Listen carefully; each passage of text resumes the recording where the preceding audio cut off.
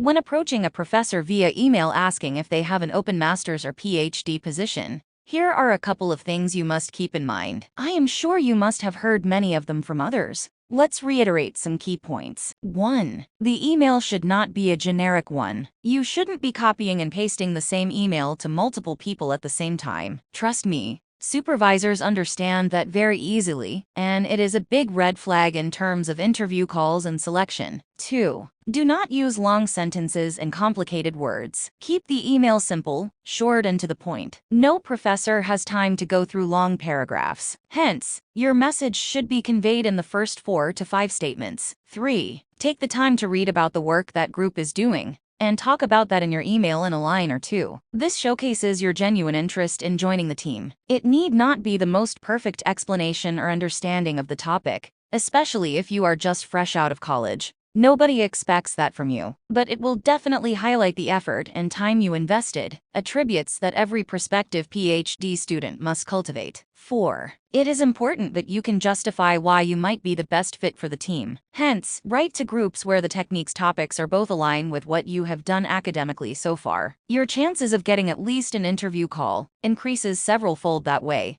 if you are already somewhat familiar with the nature of work. In case you have a specific interest but no work experience, find an internship, project assistantship in that field first before applying. 5. Attach your resume, but ensure that it's not 5 pages long. Try to customize your resume into a maximum of 2 pages, wherein the keywords, like techniques resonating with the group you are applying to, are mentioned in the first page, so that it grabs the eye immediately. 6. Publications are a huge plus point, especially if you are applying through a graduate school program, but they aren't the only thing that you are judged upon. Your temperament, ability to think coherently, and how you approach a given problem play a far more important role. Develop those skills and showcase that when you are writing the email. 7. Remember, majority of those emails will go unread and unanswered, and it will get demotivating at times. But you must increase your sample size. Write to as many people as you can, from different parts of the world. Widen your options and interests. Out of the 1,000 emails you send, 10 would respond, and 2 would consider you for an interview call. Therefore, be at it. Hard work always pays off in the end. Good luck!